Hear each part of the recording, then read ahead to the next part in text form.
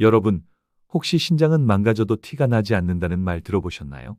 실제로 신장은 90% 이상 기능이 손상돼도 특별한 증상이 없는 침묵의 장기입니다. 문제는 이렇게 조용히 손상된 신장이 어느 순간 노폐물과 독소를 걸러내지 못하게 되면서 만성신부전이나 투석 치료까지 이어질 수 있다는 거죠. 특히 요즘처럼 가공식품이 넘쳐나는 시대에는 신장에 무리를 주는 요소들이 우리 식탁에 너무나 많습니다. 그런데 다행히도 생활 습관만 조금 바꾸어도 신장에 쌓인 노폐물과 독소를 줄이고 건강한 상태를 유지할 수 있다는 사실. 오늘 영상에서는 신장이 좋아하는 생활 방식, 즉 신장을 해독하고 독소를 줄이는 5가지 핵심 방법에 대해 자세히 알려드릴게요.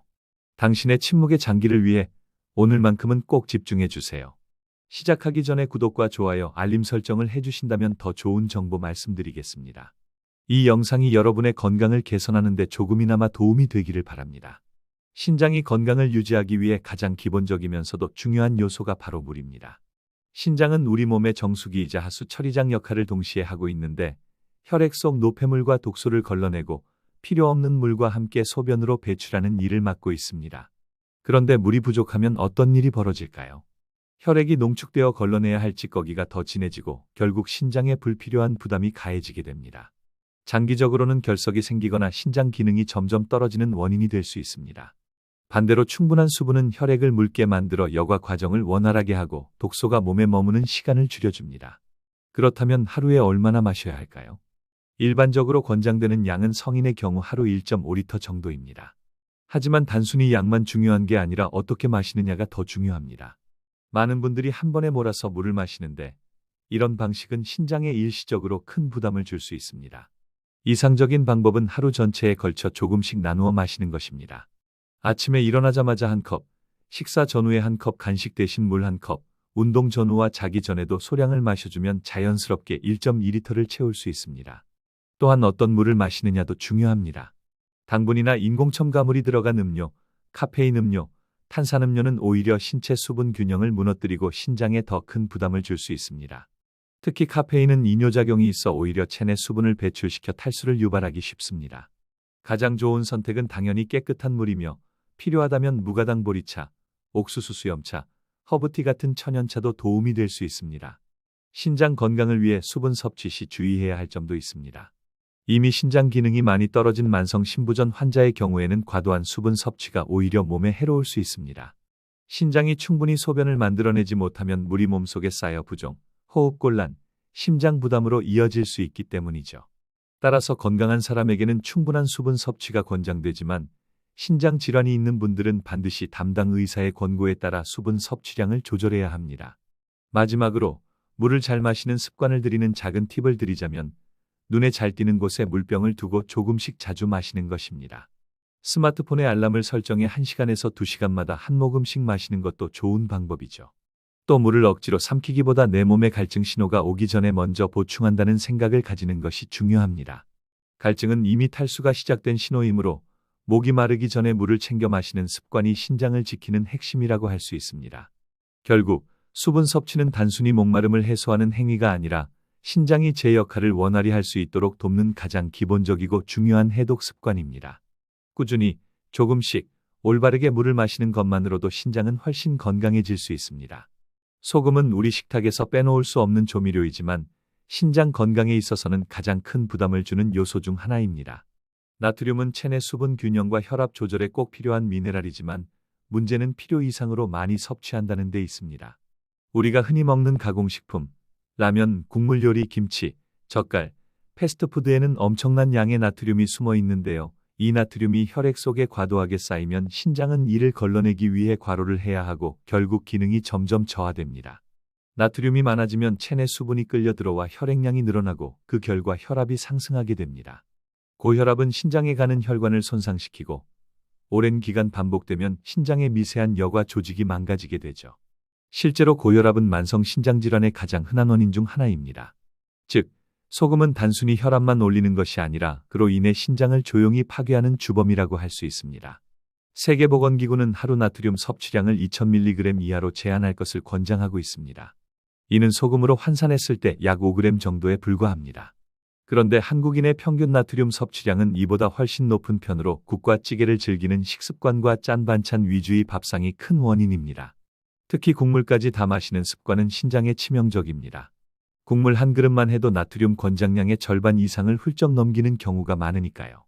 따라서 첫 번째 실천 팁은 국물은 남기고 건더기 위주로 먹는 습관을 들이는 것입니다. 나트륨 섭취를 줄이려면 조리법부터 달라져야 합니다. 간을 할 때 소금을 덜 넣는 대신 마늘, 양파, 파, 후추, 허브, 레몬즙 등 향신료나 천연 재료로 풍미를 살리면 싱겁더라도 음식이 맛없게 느껴지지 않습니다. 또 젓갈, 장아찌 같은 염장식품을 매일 먹기보다 일주일에 1에서 2회 정도로 줄이고 가능한 한 신선한 채소와 과일을 곁들이는 것이 좋습니다. 신선한 식품은 칼륨과 마그네슘을 공급해 나트륨의 배출을 도와 신장 부담을 줄여줍니다. 또 한 가지 중요한 점은 숨은 나트륨을 확인하는 습관입니다. 가공식품 포장지에 표시된 영양성분표를 보면 나트륨 함량이 표시되어 있는데 생각보다 많은 제품들이 일회 제공량만으로도 하루 권장량의 30에서 50%를 차지합니다.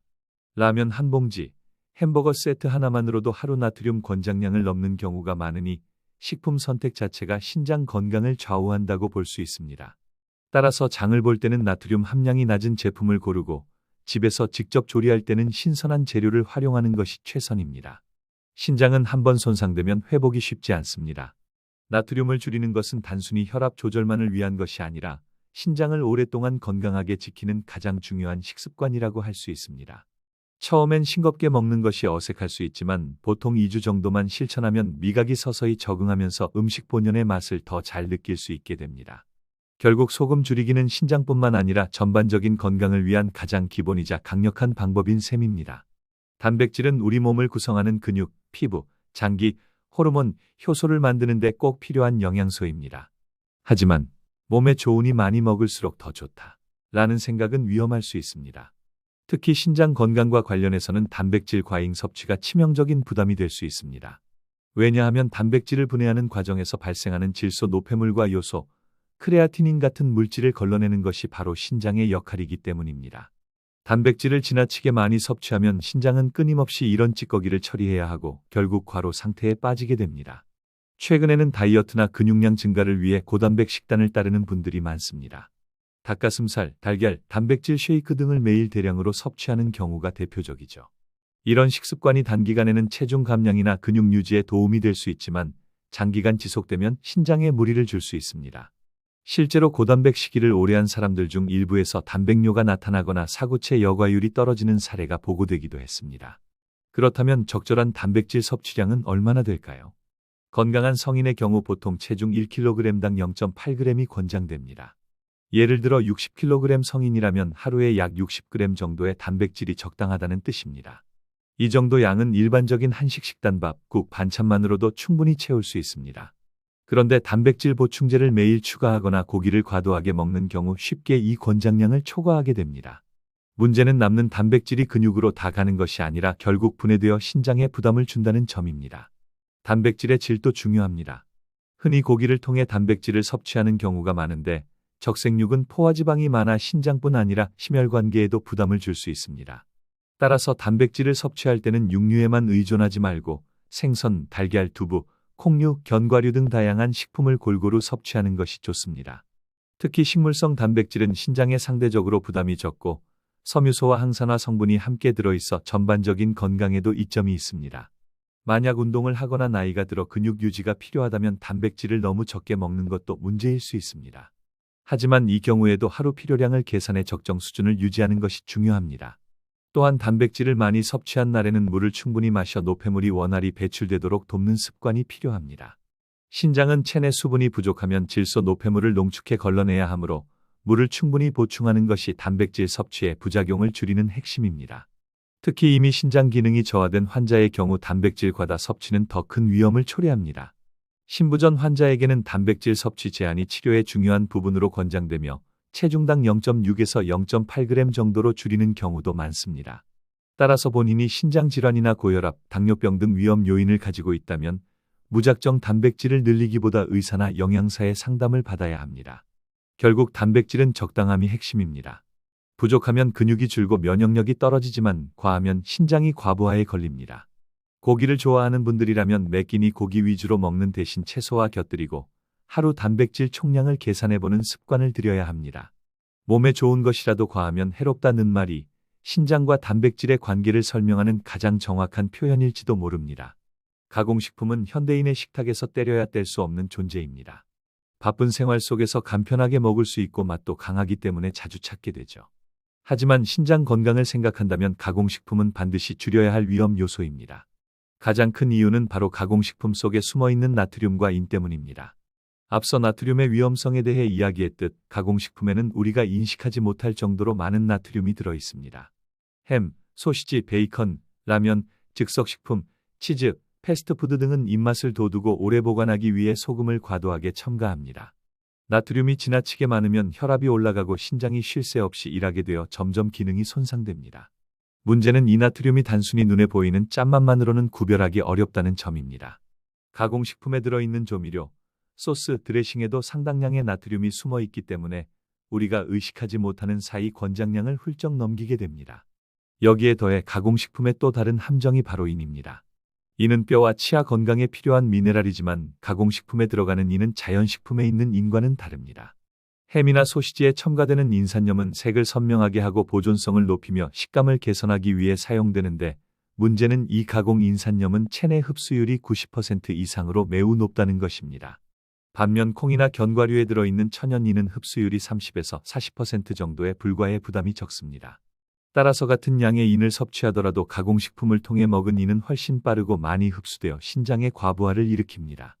신장은 혈액 속 인을 조절하는 역할을 하는데 인이 과도하게 쌓이면 뼈에서 칼슘이 빠져나와 골다공증을 유발하고 혈관에 칼슘이 침착되어 동맥경화를 촉진합니다. 실제로 만성 신장질환 환자에게 가장 먼저 제한되는 영양소가 바로 인일 정도로 신장 건강과 인의 관계는 밀접합니다. 건강한 사람에게도 인과다 섭취는 장기적으로 신장을 혹사시키고 기능 저하로 이어질 수 있습니다. 그렇다면 어떻게 해야 할까요? 첫 번째 방법은 포장지 성분표를 확인하는 습관을 가지는 것입니다. 가공식품의 재료란에 인산염, 피로인산, 폴리인산, 인산나트륨 같은 단어가 보인다면 피하는 것이 좋습니다. 두 번째 방법은 가능한 한 집밥 위주로 먹기입니다. 직접 조리할 때는 나트륨과 인의 양을 조절할 수 있지만 가공식품은 이미 조리된 상태라 선택권이 거의 없기 때문입니다. 세 번째는 신선한 대체 식품을 찾는 것입니다. 예를 들어 햄 대신 닭가슴살을 삶아 샐러드에 넣거나 인스턴트 라면 대신 국물 없는 비빔국수를 신선한 채소와 함께 먹는 방식이 더 나은 선택이 될 수 있습니다. 물론 바쁜 현대인에게 가공식품을 완전히 끊는 것은 쉽지 않습니다. 그러나 최소한 섭취 빈도를 줄이고 나트륨과 인이 적은 제품을 고르는 작은 변화만으로도 신장 건강은 확실히 지킬 수 있습니다. 신장은 손상되면 회복이 어렵기 때문에 조금 덜 짜게, 조금 덜 가공된 음식으로 라는 원칙을 일상에 적용하는 것이 무엇보다 중요합니다. 신장이 하는 중요한 역할 중 하나는 체내 수분과 전해질 균형을 맞추면서 소변을 통해 노폐물을 배출하는 일입니다. 그런데 신장이 과로하거나 기능이 떨어지면 노폐물이 원활히 빠져나가지 못해 몸속에 쌓이게 됩니다. 이때 도움이 되는 것이 바로 이뇨 작용을 촉진하는 채소와 과일입니다. 자연에서 얻을 수 있는 식품 가운데에는 신장의 일을 도와 소변 배출을 늘리고 독소를 몸 밖으로 내보내는 데 도움이 되는 것들이 있습니다. 대표적인 식품이 오이입니다. 오이는 수분 함량이 95% 이상으로 먹는 것만으로도 자연스럽게 수분 보충과 이뇨 작용을 동시에 돕습니다. 또 칼륨이 풍부해 체내 나트륨 배출을 도와 혈압 조절에도 효과적입니다. 수박 역시 여름철 대표적인 이뇨식품으로 시원하고 달콤한 맛 뒤에는 신장을 보호하는 놀라운 힘이 숨어 있습니다. 수분이 풍부할 뿐만 아니라 시트룰린이라는 성분이 소변 배출을 촉진하고 혈액순환을 원활하게 하는 데 도움을 줍니다. 샐러리와 파슬리도 신장 해독에 자주 언급되는 채소입니다. 샐러리에는 이뇨 작용을 돕는 아피닌 성분이 들어있어 체내 불필요한 염분을 내보내는 데 도움을 줍니다.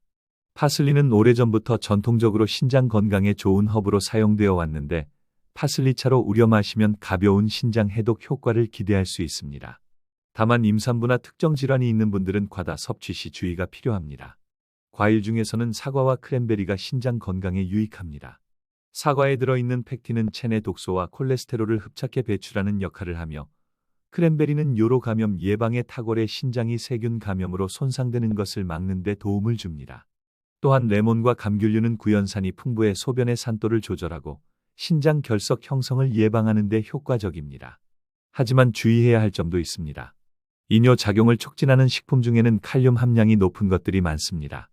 건강한 사람에게는 칼륨이 나트륨 배출을 도와 혈압을 낮추고 신장 부담을 줄이는 좋은 역할을 하지만 이미 신장 기능이 저하된 환자에게는 과잉 칼륨이 오히려 위험할 수 있습니다. 혈중 칼륨 농도가 높아지면 심장 박동에 문제를 일으킬 수 있기 때문에 만성 신부전 환자는 반드시 전문가의 지도를 받아 섭취해야 합니다. 결국 중요한 것은 균형입니다.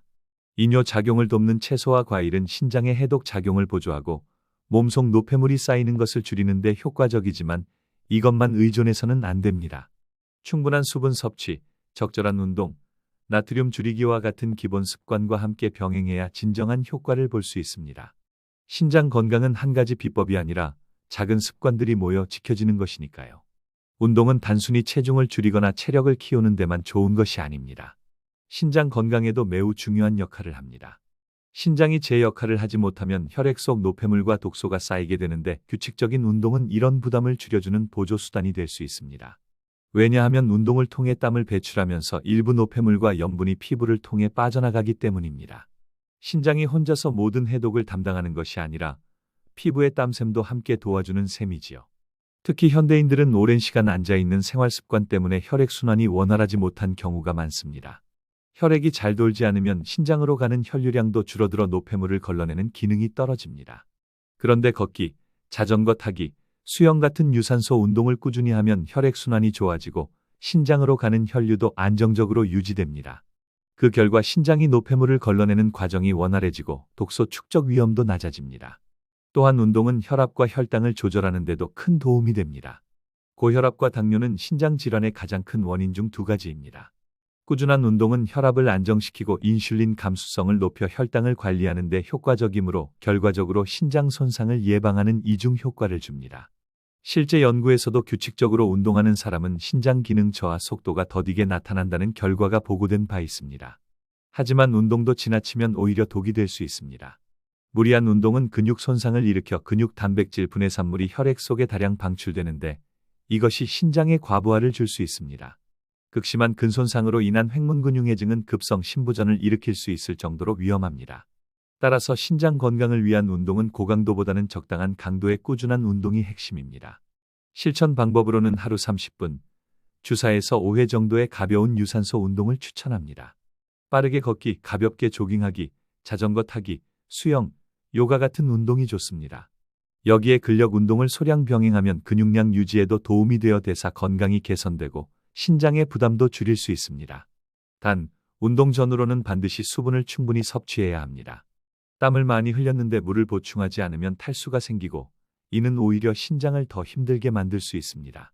운동은 단순히 몸매 관리의 도구가 아니라 신장이 제 역할을 할 수 있도록 돕는 중요한 생활 습관입니다. 땀으로 불필요한 독소를 배출하고 혈압과 혈당을 조절하며 혈류를 원활히 만들어주는 운동은 신장을 위한 최고의 선물이라고 할 수 있습니다. 꾸준히, 무리하지 않게 즐겁게 운동하는 것, 그것이 바로 신장을 지키는 지름길입니다. 현대인들은 피곤하면 진통제를, 소화가 안 되면 소화제를, 감기에 걸리면 감기약을 쉽게 찾습니다. 또한 건강을 위해 비타민제, 단백질 보충제, 각종 건강보조제까지 챙겨 먹는 경우가 많습니다. 하지만 이런 습관이 쌓이면 신장은 조용히 손상될 수 있습니다. 왜냐하면 우리가 섭취한 약물과 보조제의 대사산물, 즉 찌꺼기들을 걸러내는 장기가 바로 신장이기 때문입니다. 대표적으로 진통제, 특히 이부프로펜, 나프록센과 같은 비스테로이드성 소염 진통제는 신장 기능 저하의 주요 원인으로 꼽힙니다. 이런 약을 장기간 복용하면 신장으로 가는 혈류를 줄여 여과 기능을 떨어뜨릴 수 있습니다. 실제로 만성 두통이나 관절염으로 진통제를 자주 복용하는 분들 중 일부가 신장 질환으로 이어지는 경우가 많습니다. 아세트아미노펜도 과량 복용 시 간뿐 아니라 신장에도 손상을 줄 수 있으므로 주의가 필요합니다. 항생제 역시 신장에 부담을 줄 수 있는 대표적인 약물입니다. 특정 항생제는 신장에서 직접 배설되는데 이 과정에서 신세뇨관을 손상시킬 수 있습니다. 따라서 항생제는 반드시 의사의 처방에 따라 필요한 기간만 복용해야 하며 임의로 장기간 먹는 것은 위험합니다. 건강보조제도 마찬가지입니다. 예를 들어 비타민D와 칼슘을 과다 섭취하면 혈중 칼슘 농도가 높아지고 이것이 신장의 결석을 만들거나 여과 기능을 방해할 수 있습니다. 단백질 보충제는 특히 젊은 층에서 많이 찾는데 과도한 단백질 섭취는 질소 노폐물을 증가시켜 신장에 큰 부담을 줍니다.